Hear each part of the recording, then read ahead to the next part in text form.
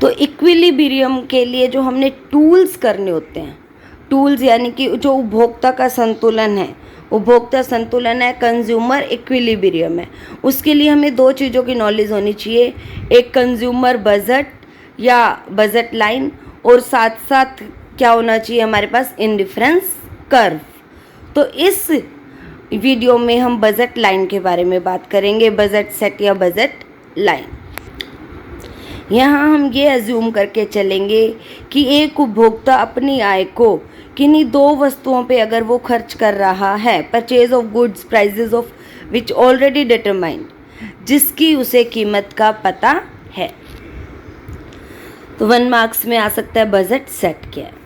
It refer to attainable combination of a set of two goods, मतलब यहाँ पे दो वस्तुएं हैं, गिवन प्राइजेस जिसकी कीमत दी गई है, तो एक कंज्यूमर अपनी इनकम के हिसाब से उन पैसों को उन दो वस्तुओं पे किस तरह खर्च कर सकता है। तो बजट सेट को हम इस टेबल से समझ सकते हैं। हमने देखा है यहाँ पे कि एक कंज्यूमर की इनकम है ₹60, तो यहाँ पे हम लिख लेते हैं टोटल इनकम जो है हमारी कितनी है, ₹60। उसके पास खर्च करने के लिए ₹60 है। प्राइस जो गुड्स 1 है उसकी कीमत है ₹2 पर यूनिट, और गुड्स 2 जो है उसकी कीमत है ₹1 पर यूनिट। तो वो ₹60 को जब खर्च करेगा, अगर वो अपना पूरा पैसा, अगर वो गुड्स 1 की कोई भी यूनिट परचेज नहीं करता, तो गुड्स 2 की वो 60 यूनिट परचेज कर सकता है। अटेनेबल कॉम्बिनेशन का मतलब है कि वो कितना प्राप्त कर सकता है, इन दो वस्तुओं का संयोग, इन दोनों वस्तुओं को कितनी मात्रा में वो खरीद सकता है। अब अगर ₹60 में से उसने 10 यूनिट्स परचेज कर ली गुड्स 1 की, तो उसके यहाँ कितने रुपए खर्च हो गए, जो उसका एक्सपेंडिचर अगर आप यहाँ पे लिख के चलते हो, यहाँ पे उसका एक्सपेंडिचर 0 था, यहाँ पे उसका एक्सपेंडिचर कितना हो गया 20, क्योंकि उसने 10 यूनिट परचेज किया, ₹2 पर यूनिट है, तो उसके पास बैलेंस कितना बचा 40। तो यहाँ कीमत ₹1 थी, तो उसने गुड्स 2 की 40 यूनिट परचेज कर ली। अब अगर उसने सोचा कि गुड्स 1 की मैं 20 यूनिट परचेज कर लेता हूँ, तो यहाँ पे उसके ₹40 खर्च हो गए, तो रिमेनिंग उसके पास कितने बचे 20। तो गुड्स 1 की वो 2 के लिए कितने पैसे बचे ₹20, ₹1 के हिसाब से वो 20 वस्तुएं खरीद पाएगा। और अगर उसने यहाँ पे 30 यूनिट्स परचेज कर ली, तो यहाँ पे उसको 0 के साथ सेटिस्फाई होना पड़ेगा। तो बजट सेट क्या है, दो वस्तुओं का संयोग, दो वस्तुओं का संतुलन, कि अपनी आय को वो कितनी मात्रा में कैसे खर्च करके उसे प्राप्त कर सकता है। अब सेकंड पॉइंट आता है हमारे पास budget line. It is a line showing different possible combination of goods 1 and good 2 which is a consumer can buy given is budget and the prices of good 1 and good 2 anywhere on the budget line. मतलब budget line पे वो कहीं पे भी रह सकता है। एक consumer spending his entire income, एक जो कंज्यूमर है वो अपनी सारी इनकम गुड्स 1 पे भी खर्च कर सकता है और गुड्स 2 पे भी, और अगर वो चाहे तो कुछ मात्रा वो गुड 1 की खरीद सकता है, गुड्स 2 की। हाँ, गुड्स 1 और 2 से मतलब आप यहाँ पे कोई भी एग्जांपल ले सकते हो, एप्पल और ऑरेंजेस ले सकते हो, इस तरह से आप फ्रूटी एंड समोसा ले सकते हो, कोई भी चीज़। तो इसका डायग्राम किस तरह से प्रिपेयर होगा, जो हमने ये टेबल बनाई है इसके अकॉर्डिंग ही हम ये डायग्राम बनाएंगे। अब उसकी इनकम तो ₹60 है, तो अगर वो सारे पैसे गुड्स 1 पे खर्च कर रहा है, तो वो यहाँ पे रहेगा 30 के ₹30 वो यहाँ खर्च कर रहा है। और अगर वो गुड्स 1 की 20 यूनिट परचेज करता है,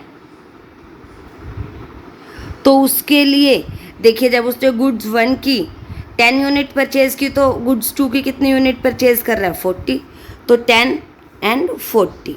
यहाँ पे आप पहले एक डॉट लगाते जाओगे जिस तरह से आप डायग्राम बनाते हैं, और उसके बाद उससे एक लाइन बना दोगे। फिर सेकेंड कॉम्बिनेशन 20 एंड 20 का है, तो यहाँ 20 और यहाँ पे भी वो 20 यूनिट्स भी है, मतलब कि वो किसी भी कॉम्बिनेशन पे रह सकता है। अगर वो यहाँ है तो 0 गुड्स 2 की 0 और 1 की 30, यहाँ है तो 20 एंड 20। अगर वो इस पॉइंट पे, मतलब इस बजट लाइन पे कहीं पे भी वो रिमेन रह सकता है, और इसी बजट लाइन को हम प्राइस लाइन भी कहते हैं। 1 मार्क्स में क्वेश्चन आ सकता है कि line A B is called price line why. इसे हम प्राइस लाइन क्यों कहते हैं? Because line A B shows the 30 unit of goods 1 are equal to 60 unit of goods 2 in the market, so that price of unit of goods 1 equal to price of 2 unit of goods 2। तो इसे हम कीमत रेखा भी कहते हैं। Thus price line shows price ratio between goods 1 and goods 2। It shows that 2 unit of goods 2 are sacrificed for getting 1 unit of goods 1।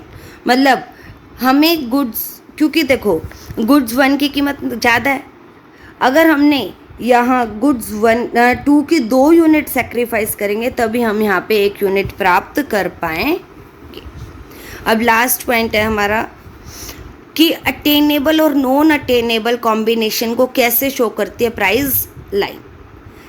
इसे आप feasible और नॉन फिजिबल भी कह सकते हो, प्राप्य या अप्राप्य संयोग भी कह सकते हो।